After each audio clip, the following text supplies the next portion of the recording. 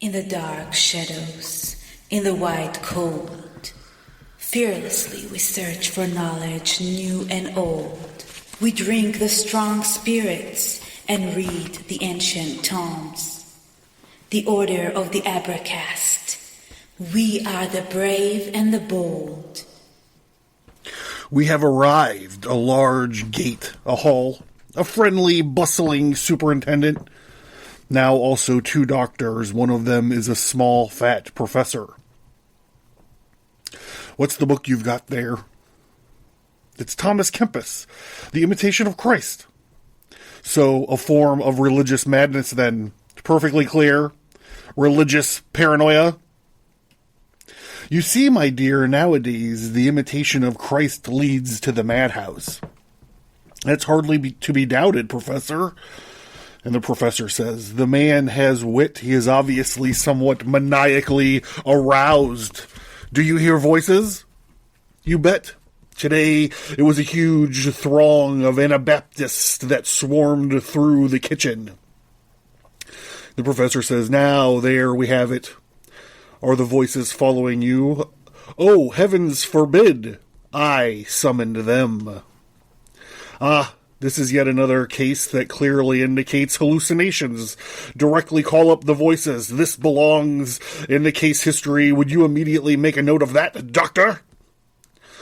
Well, all due respect, Professor, may I say that it is absolutely not abnormal, but much rather the intuitive method. The professor says, excellent. The fellow also uses neologism.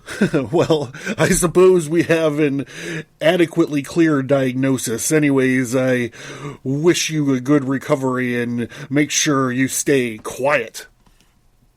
But, Professor, I am not sick at all. I am perfectly well.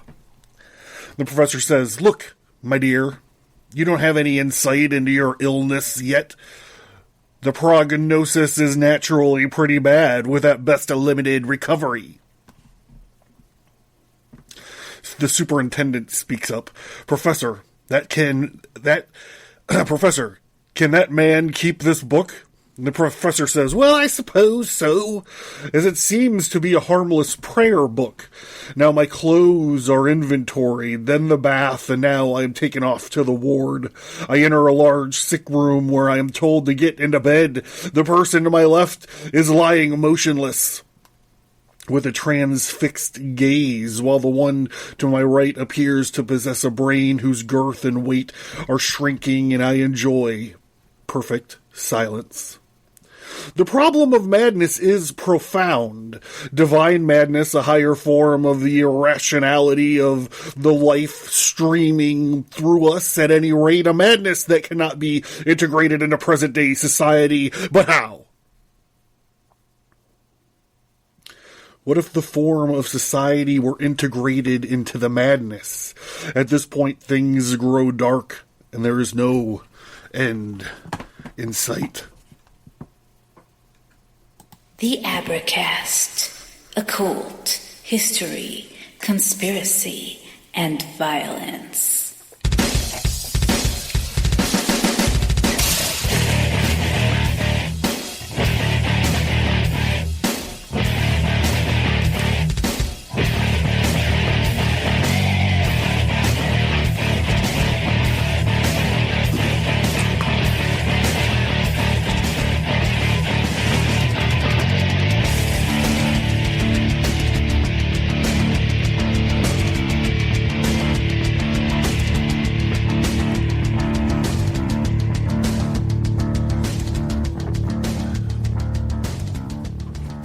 Hey everybody, welcome to the Abracast. I am your host, John Towers. Today we are broadcasting from the Madhouse.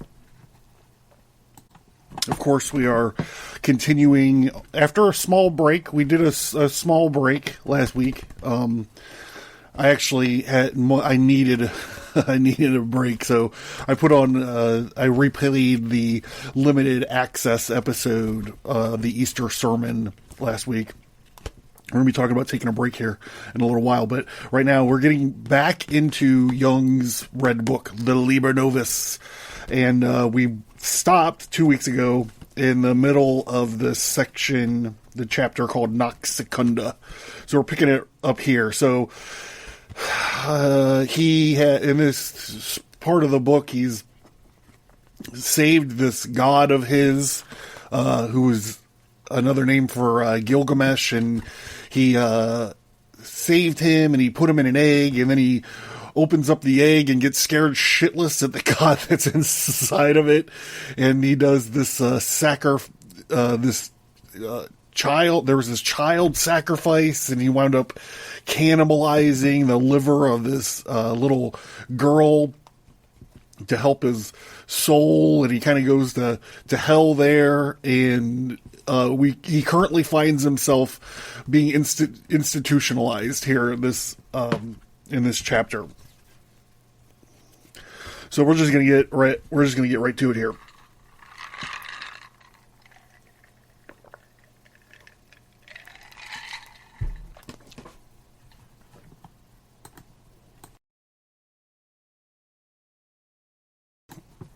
Here we go. The growing plant sprouts a sapling on its right-hand side.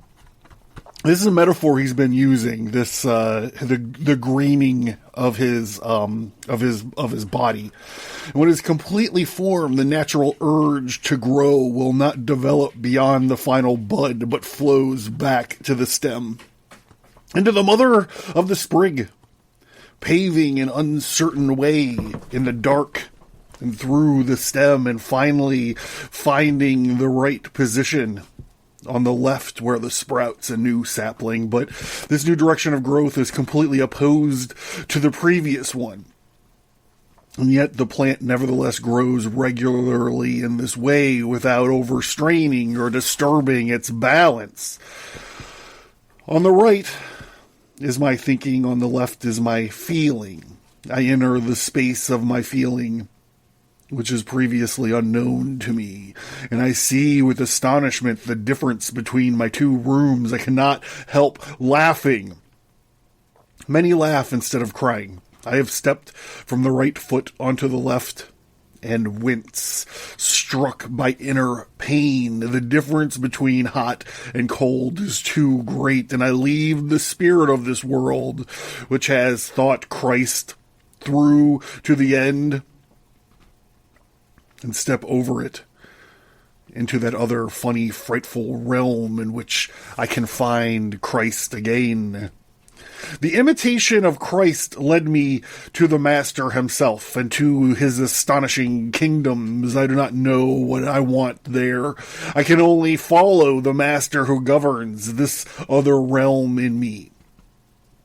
In this realm, other laws are valid than the guidance of my wisdom. Here, the mercy of a God, which I had never relied on for good practical reasons, is the highest law of action. The mercy of a God signifies a particular state of the soul in which I entrust myself to all neighbors with trembling and hesitation, and with the highest and mightiest outlay of hope that everything will work out well.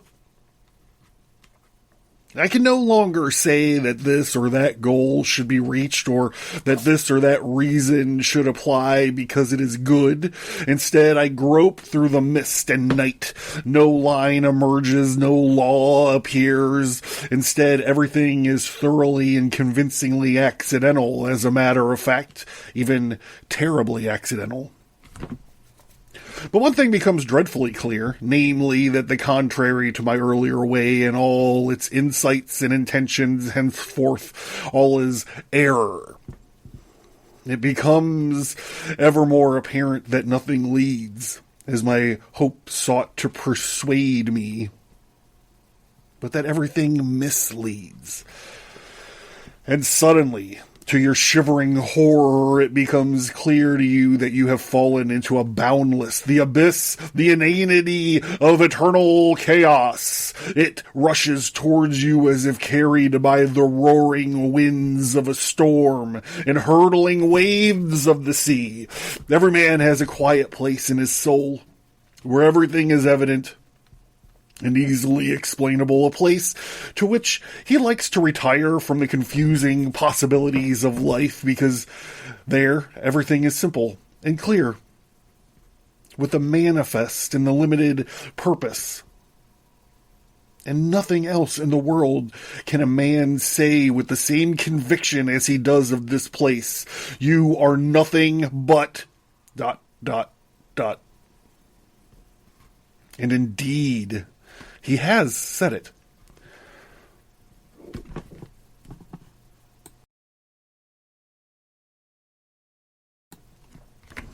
And even this place is a smooth surface, an everyday wall, nothing more than a snugly sheltered and frequently polished crust over the mystery of chaos. If you break through this most everyday wall of overwhelming stream of chaos will flood in.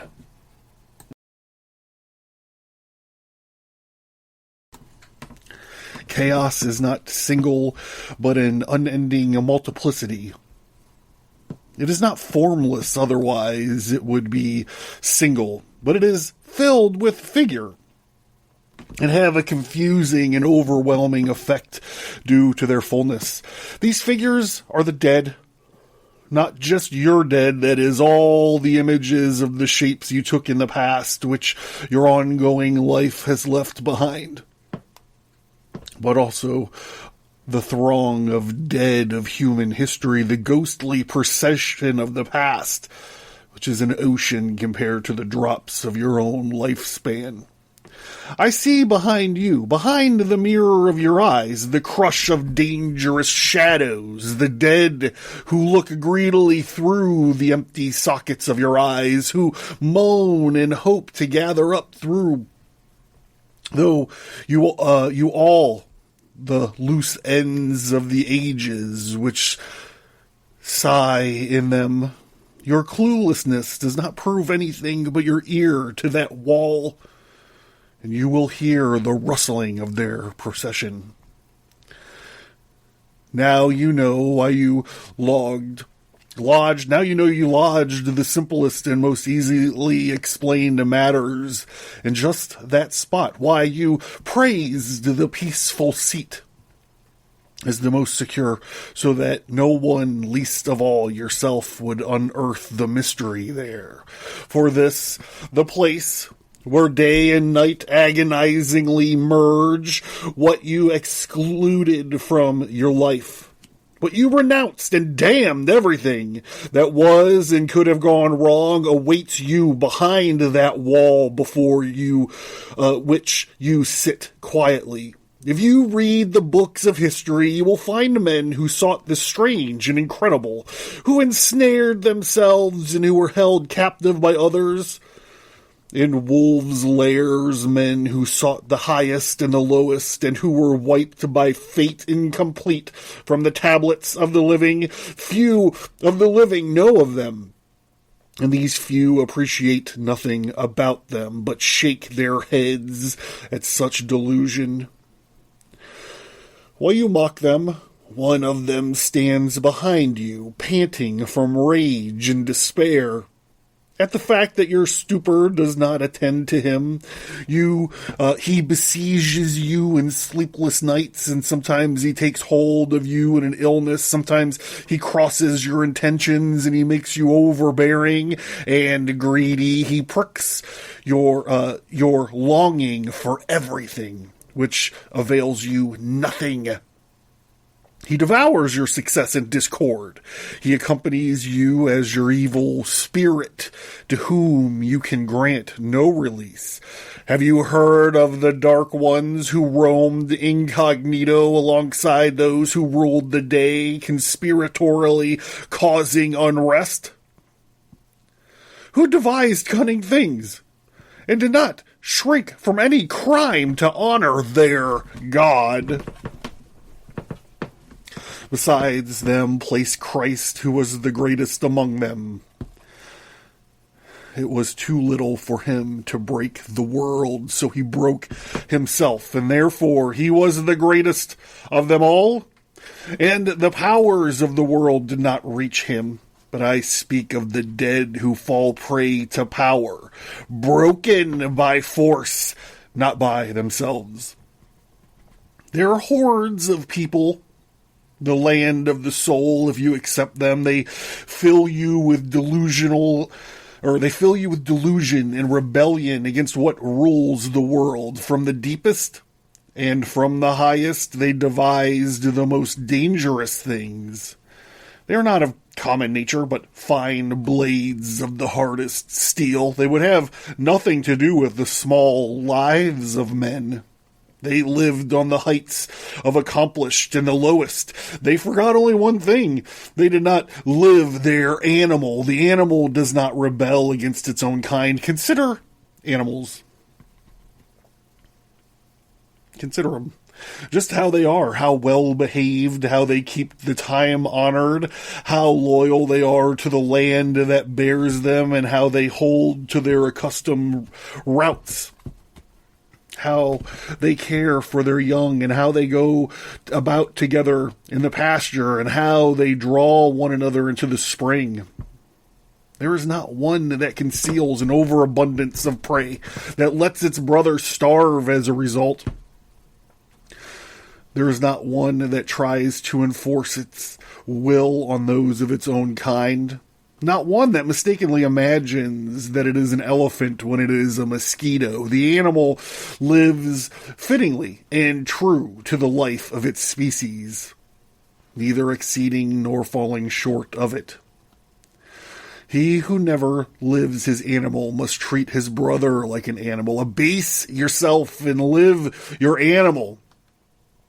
To that you will be able to treat your brother correctly. You will thus redeem all those roaming deeds who strive to feed on the living and do not turn anything you do into a law, since that is the hubris of power.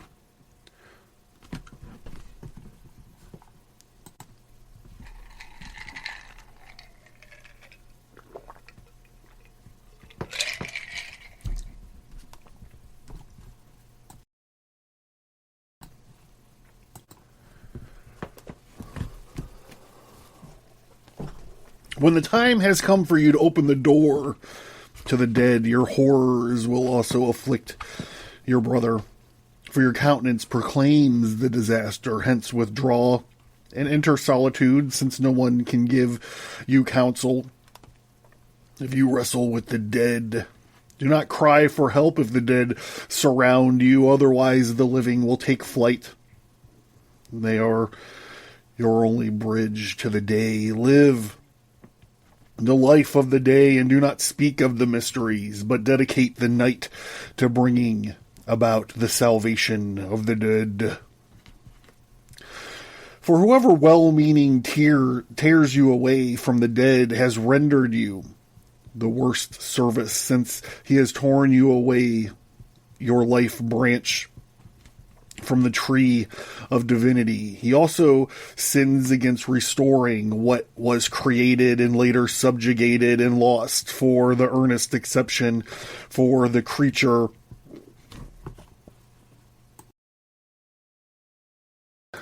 waiteth for the manifestation of the sons of God. For the creature was made subject to vanity, not willing, but by reason of him who hath subjugated the same, in hope, because the creature itself also shall be delivered from the bondage of corruption to the glorious liberation of the children of God. For we know that the whole creation groaneth and travelleth in pain together until now. Every step upward will restore a step downward, so that the dead will be delivered into freedom. The creating of the new shrinks from the day, since its essence is secret. It prepares the destruction of precisely this day in hopes of leading its over into new creation. Something evil is attached to the creation of the new, which you cannot proclaim loudly. The animal that looks for a new hunting ground cowers, slinking and sniffing on dark paths, and does not want to be surprised. Please consider that it is the suffering of the creative, that they carry something evil in them, a leprosy of the soul that separates them from its danger. It could praise their leprosy as a virtue. It could indeed do so out of virtuousness. But this would be doing what Christ does. It would therefore be his imitation. For only one was Christ, and only one could violate the laws as he did. It is impossible to commit higher infringements on his path, fulfill what comes to you, break the Christ in yourself, so that you may arrive at yourself and ultimately at your animal, which is well behaved in its herd and unwilling to infringe its laws. May it suffice in terms, transgression, that you do not imitate Christ, since thereby you take a step back from Christianity. You take a step beyond it. Christ brought salvation through adeptness, and ineptitude will save you. Have you counted the dead whom the master of sacrifice honored? Have you asked them for whose sake they believe they have suffered death? Have you entered the beauty of their thoughts and the purity of their intentions? And they shall go forth and look upon the carcasses of men, and they have transgressed against. For their worm shall not die, neither their fire be quenched. Thus do penance consider what fell victim to death for the sake of Christianity. Lay it before you and force yourself to accept it. For the dead need salvation. The number of the unredeemed dead has become greater than the number of living Christians. Therefore, it is time that we accept the dead. Do not throw yourself against what has become enraged or bent on destruction. What will you put in its place? Do you not know that if you are successful in destroying what has become you, will then turn to the will of the destruction against yourself? But anyone who makes destruction their goal will perish through self-destruction. Much rather respect what has become, since reverence is a blessing, than turn to the dead, listen to their lament, and accept them with love. Be not their blind spokesman. There are prophets who in the end have stoned themselves, but we seek salvation, and hence we need to revere what has become and to accept the dead who have fluttered through the air and lived like bats under our roofs since the time immemorial. The new will be built in the old, and the meaning of what has become will become manifold. Your poverty and what you've become, you will thus deliver unto the wealth of the future. What seeks to distance you from Christianity? It is not holy rule of love are the dead. We could find no peace in the love, since their uncompleted work has followed them. A new salvation is always a restoring of the previously lost. Did not Christ himself restore bloody human sacrifice, which better customs had expelled from the sacred practice since the days of old? Did he not himself reinstate the sacred practice of eating the human sacrifice in your sacred practice?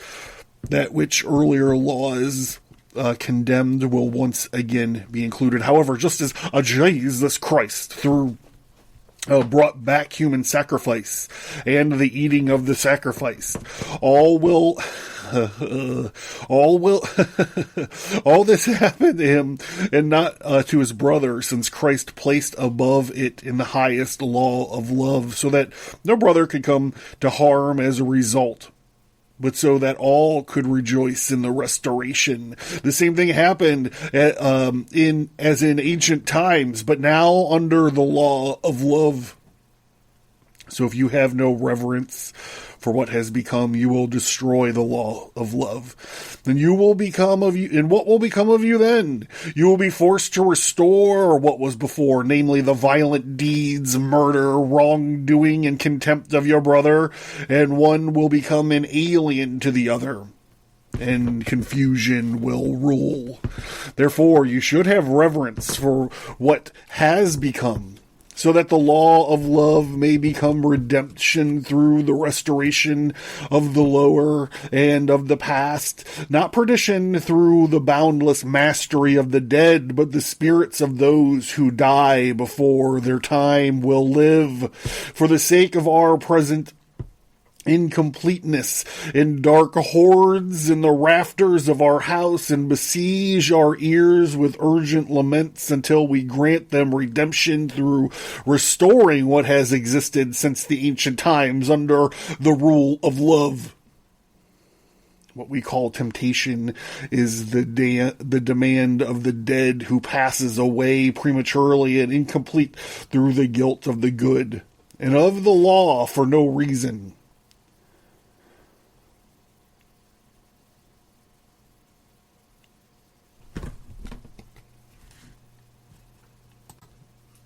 For no good is complete that it could not do injustice and break what should not be broken.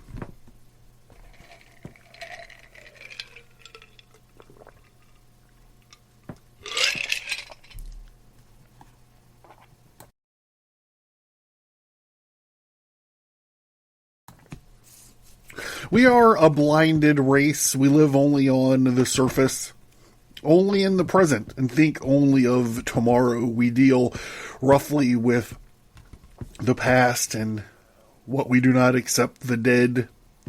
We want to work only with visible success. Above all, we want to be paid. We could consider it insane to do hidden work that does not visibly serve men. There is no doubt that the necessity of life forced us to prefer only those fruits one can taste. But who suffers more from the tempting and misleading influence of the dead than those who have gone wholly missing on the surface of the world? There is one necessity but hidden in the strange work, a major work, which you must do in secret for the sake of the dead. He who cannot attain his own visible field and vineyard is held fast by the dead who demand the work of atonement from him. And until he has fulfilled this, he cannot get to his outer work. Since the dead do not let him, he shall not have to search his soul and act in stillness and at their behest and complete the mystery, so that the dead will not let him. Do not look forward to such, but back into yourself, so that you will not fail to hear the dead. It belongs to the way of Christ that he ascends with few of the living, but many of the dead. His work was the salvation of the despised and the lost, for whose sake he was crucified between two criminals. I suffer my agony between two madmen, and I enter the truth. If I descend, but become accustomed to being alone with the dead. It is difficult, but this is precisely how you will discover the worth of your living companions, what the ancients did for their dead. You seem to believe that you cannot absolve yourself from the care of the dead and from the work that they so greatly demand, since what is dead... Hold on. What? Sorry. So what is dead is past. You execute yourself with your disbelief in the immortality of the soul.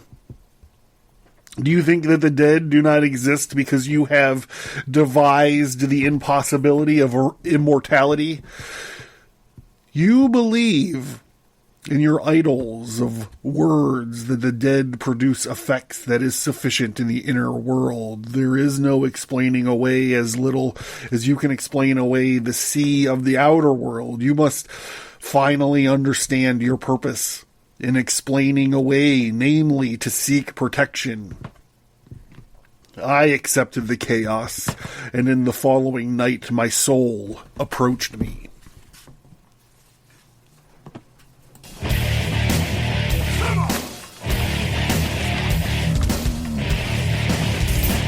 Learn more at Abracast.com. Get bonus content by signing up for the mailing list. Get all that, plus many exclusive episodes by supporting the show at Subscribestar.com.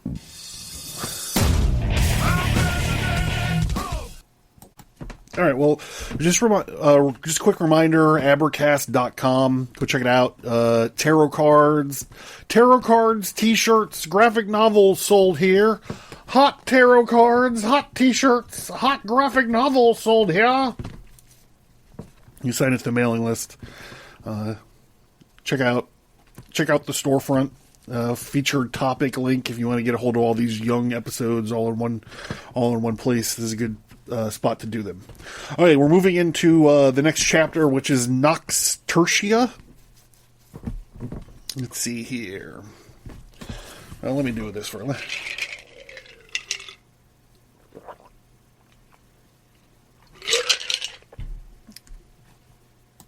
Oh yeah, and as I mentioned before, I'm scheduling some time off. I got some private life stuff that is requiring me to take a small, tiny break. So there'll be more about that as it's developing. I just wanted to kind of throw it out there.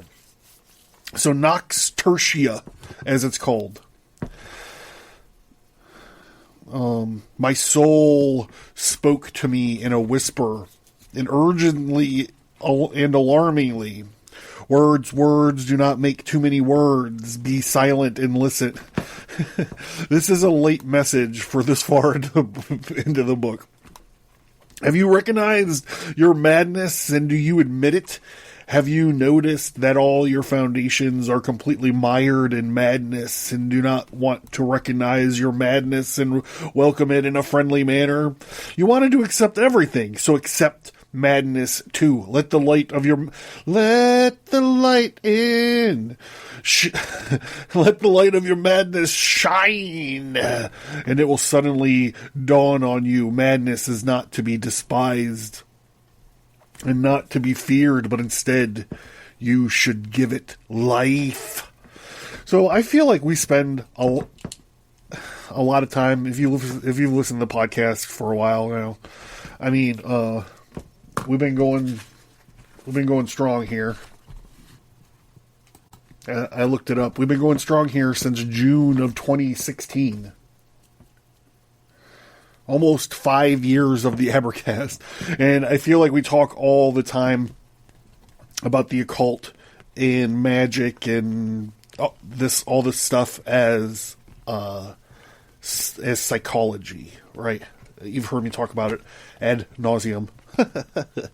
So it's interesting here that we're linking directly this. I mean, I guess it's not too interesting since Jung is a psychologist, but here we go.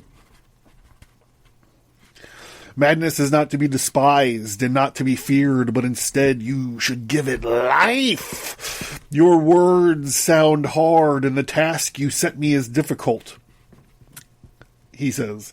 And she says, the soul. Remember, Jung's soul is female, because it's necessarily opposite than his physical body. If you want to find paths, you should also not spurn madness, since it makes up such a great part of your nature. And Jung says, I don't know that this is so. And the soul says, be glad you can recognize it, for you will thus avoid becoming its victim. Madness is a special form of the spirit, and it clings to all teachings and philosophies, but even more to daily life, since life itself is full of craziness. And at bottom, utterly illogical, man strives towards reason only so that it can make rules for himself. Life itself has no rules. That is its mystery and its unknown law. What you call knowledge is an attempt to impose something comprehensible on life. That all sounds very desolate. This is Jung talking again. That all sounds very desolate, but nevertheless it prompts me to disagree. And the soul tells him, you have nothing to disagree with. You are in the madhouse. There stands the fat little professor. Had he spoken this way, and had I taken him for my soul? And the professor says, yes, my dear, you are confused. Your speech is completely incoherent. And Jung says, I too believe that I have completely lost myself. Am I really crazy? It's all terribly confusing. And the professor says, have patience, have patience. Everything will work out. Anyways, sleep well. And Jung says, thank you, but I am afraid. Everything inside me is in utter disarray. Matters are becoming serious, and chaos is approaching. Is this the ultimate bottom? Is chaos also a foundation? If only there weren't these terrible waves. Everything breaks asunder like black billows. Yes, I see and understand. It is the ocean, the almighty nocturnal tide. A ship moves there, a large steamer. I am just about to enter the smoking parlor. Many people, beautiful clothes. They all look at me astonished. Someone comes up to me and he says, what's the matter? You look like a ghost. What happened? Jung says, nothing. That is, I believe that I've gone crazy. The floor sways and everything moves. The sea is somewhat rough this evening. That's all. Have a hot toddy. You're seasick. Someone says, you're right, I am seasick, but in a special way, I'm really in a madhouse. Someone else says, what now, you're joking again, life is returning. And Jung says, do you call that wit? Just now, the professor pronounced me truly and utterly mad. The fat little professor is actually sitting in the green-covered table playing cards.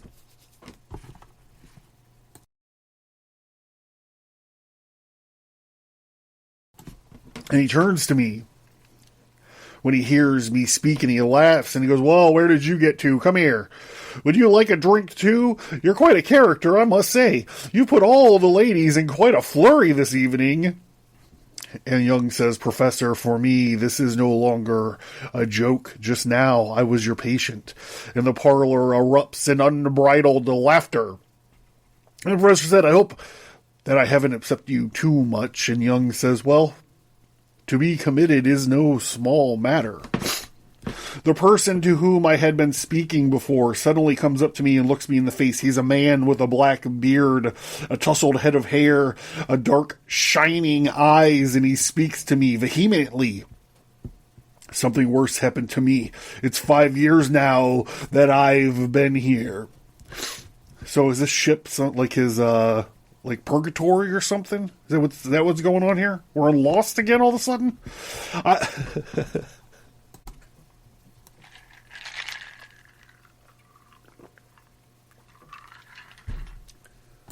I also have a feeling that we know this character. We've met this character on previous episodes, I think.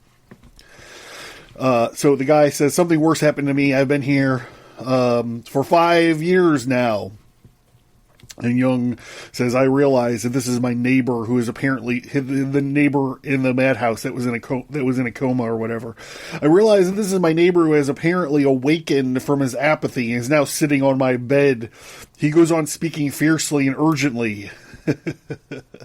But I am Nietzsche, only rebaptized. I am also Christ the Savior and appointed to save the world, but they won't let me. Who won't let you?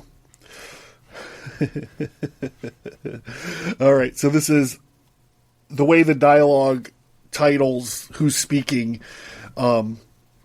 It now says the fool. So the guy who just said he was Nietzsche and Christ and is going to save the world, his speaking is the fool. And the fool says, The devil, we are in hell, but of course, you haven't noticed it yet. I didn't realize it until the second year of my time here that the director is the devil. And Jung says, you mean the professor? That sounds incredible. And the fool says, you are an ignoramus. Here's your homework assignment. You have to call somebody an ignoramus sometime this week in a conversation. So the fool says, you're an ignoramus. I was supposed to marry the mother of God long ago. But the professor, that devil, has her in his power. Every evening when the sun goes down, he gets her with child. In the morning before sunrise, she gives birth to it. Then all the devils come together and kill the child in a gruesome manner.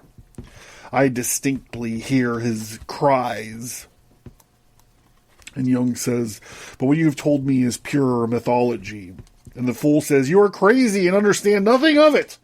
You belong in the madhouse. My God, why does my family always shut me in with these crazy people? I am supposed to save the world. I'm the savior.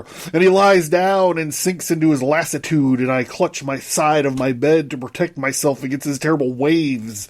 And I stare at the wall so that I can at least latch on to something with my eyes. A horizontal line runs across the wall, which is painted a darker color beneath.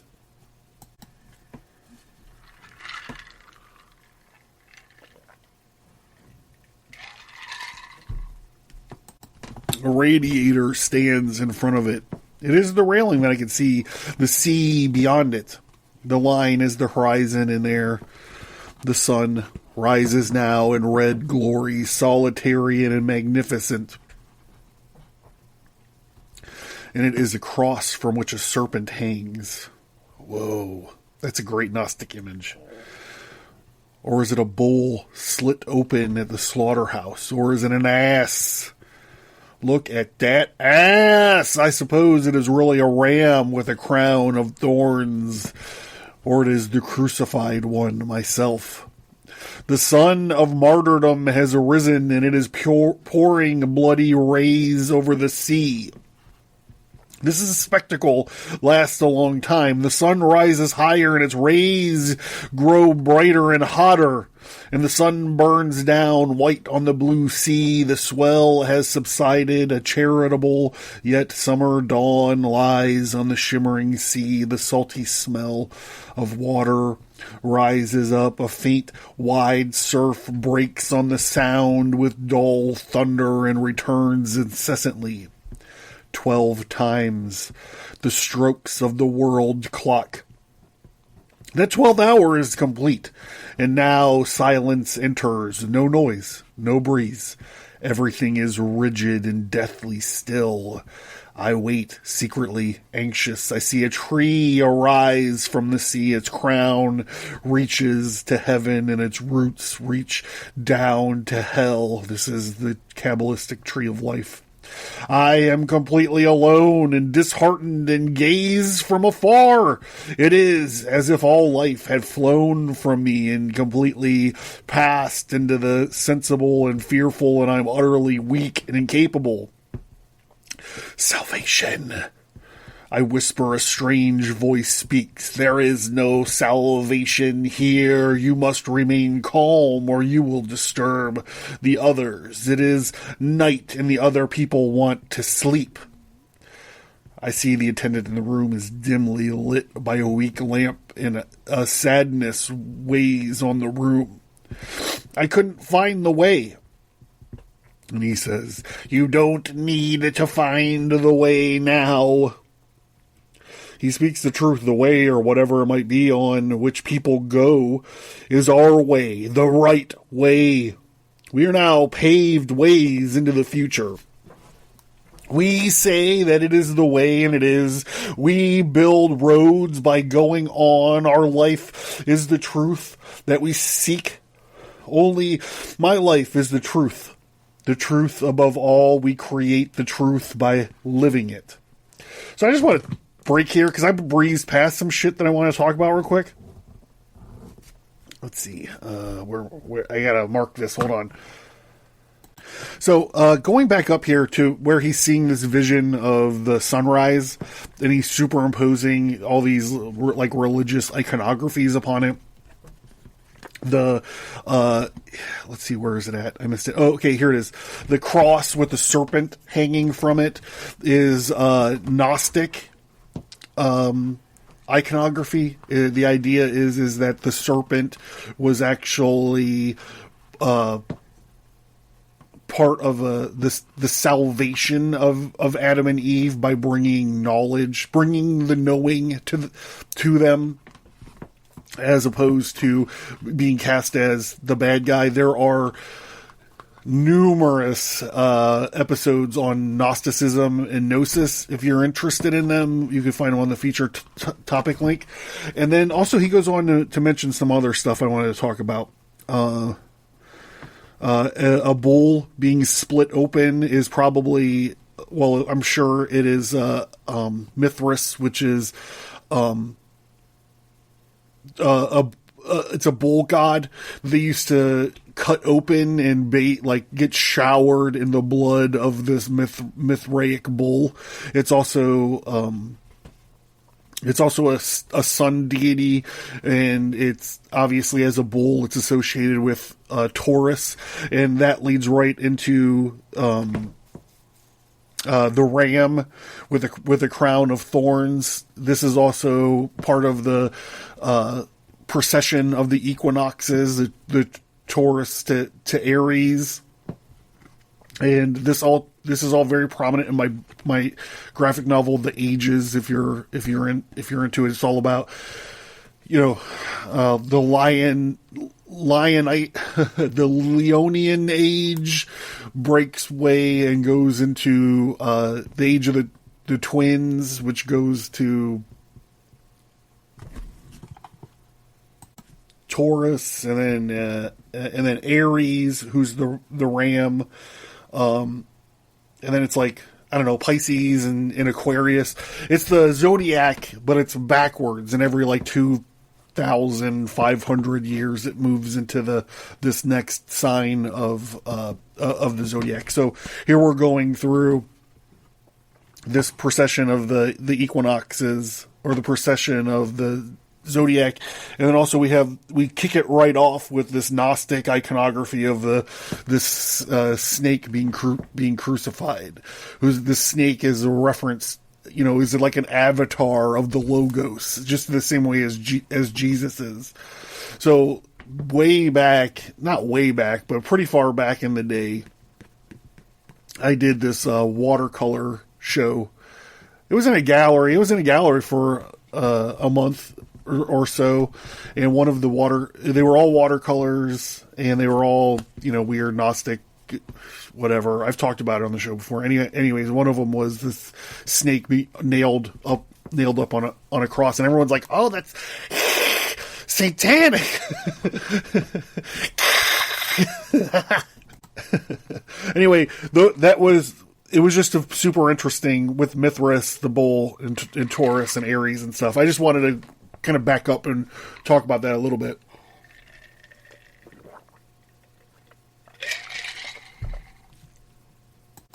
All right. This is the night in which all the dams broke, where what was previously solid moved, where the stones turned into serpents and everything living froze, is the web of worlds. If it is, what a hellish web for those caught in it.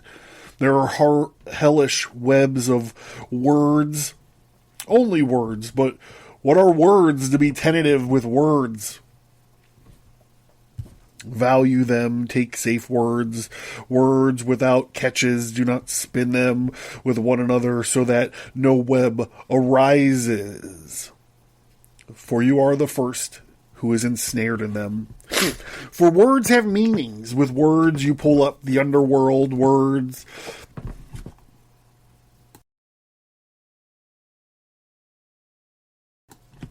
the paltriest and the mightiest, in words the emptiness of the fullness flow together. Hence the word is an image of God. The word is the greatest and the smallest that man created.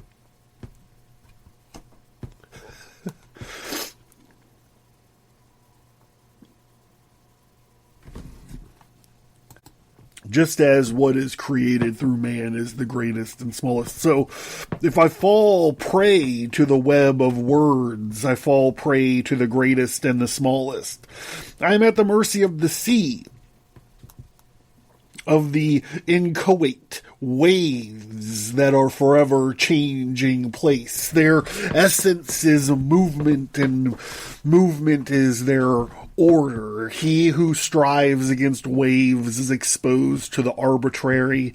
The work of men is steady, but it swims upon chaos. Its striving of men seem like lunacy to him who comes from the sea, but men consider him mad. He who comes from the sea is sick. He can hardly bear the gaze of men, for to him they all seem to be drunk.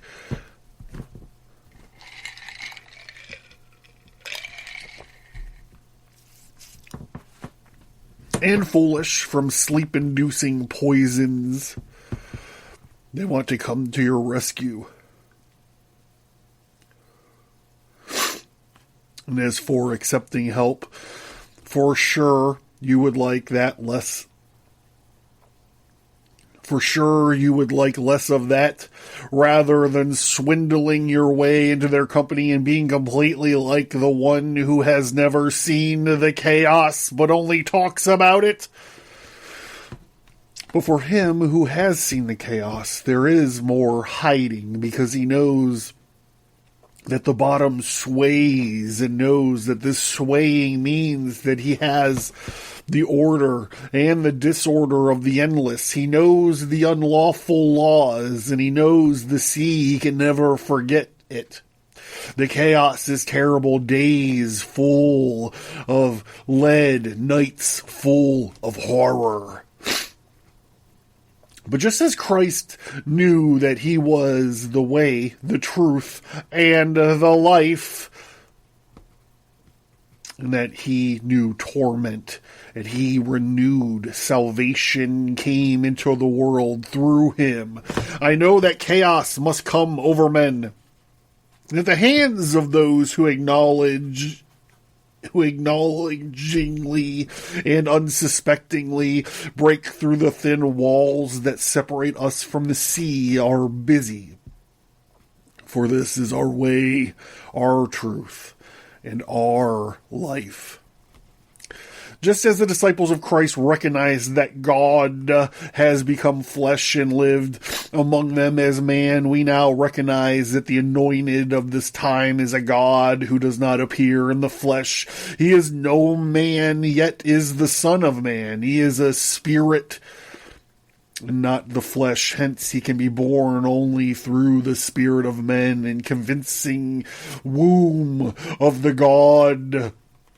What is done to this God, you do not do to the lowest of yourself under the law of love, according to which nothing is cast out. For how else should your lowest be saved from depravity? Who should accept the lowest in you, if you do not? But he does it from love.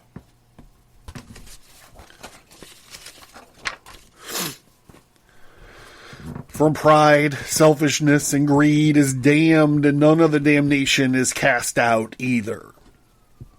If you accept the lowest in you, suffering is unavoidable, since you do the base thing and build up what lay in ruin. There are more graves and corpses in us, an evil stench of decomposition, just as Christ, through the torment of sanctification, subjugated the flesh, so the God of this time, through the torment of sanctification, will subjugate the spirit. Just as Christ tormented the flesh through the spirit, the God of this time will torment the spirit through the flesh. For our spirit has become an impertinent whore, a slave to words created by men, and no longer the divine word itself.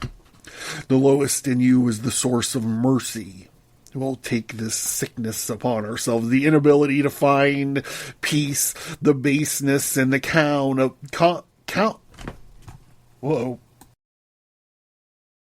Contemptibility, so that the god can be healed and radiantly ascend, purged of the decomposition of death and the mud of the underworld, and the despicable prison will ascend to salvation, shining and wholly healed. There is suffering that would be too great to want to undergo for your god. You only see the one. You do not notice the other. But then, when there is one, there is also the other.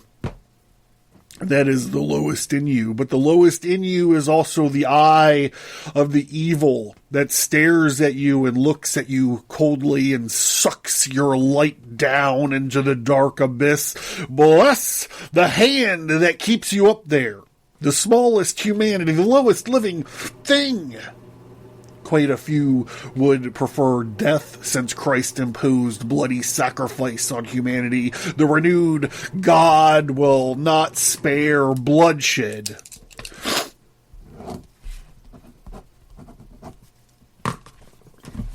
So we're going to end here. I'm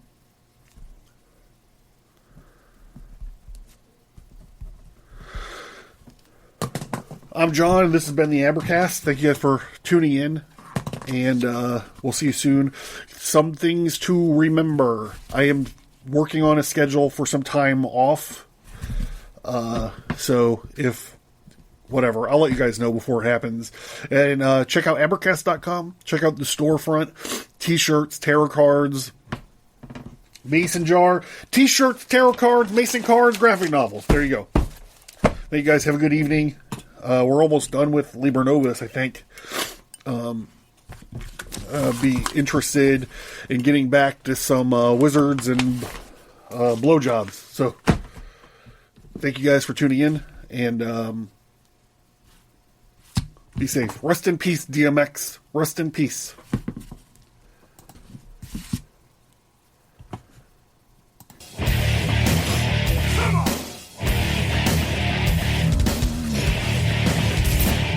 Thank you for listening to this episode. Send an email or visit us on social media to let us know what you think about this topic. And please remember to leave a 5-star rate and review.